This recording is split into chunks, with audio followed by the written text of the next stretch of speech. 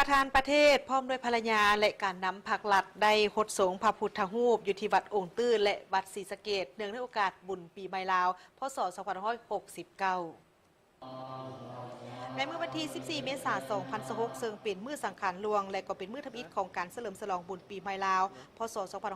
2569หลายวัดว่าอารามได้พร้อมกันอัญเชิญพระพุทธรูปลงมาคดสงตามที่ขอประเพณีเพื่อเฉลิมฉลองบุญปีใหม่ลาวเฉพาะอยู่นครหลวงวิจารณ์นี้ได้จัดให้มีหลายกิจกรรมเพื่อเฉลิมฉลองบุญปีใหม่ลาวพศ2569ให้มีบรรยากาศที่คึกคืนเป็นต้นก็เป็นกิจกรรมทั้งศาสนาเฉพาะอยู่ที่วัดองค์ตื้อมหาวิหารและวัดศรีสะเกษแม้ได้มีการอัญเชิญพระพุทธรูปลงหดสง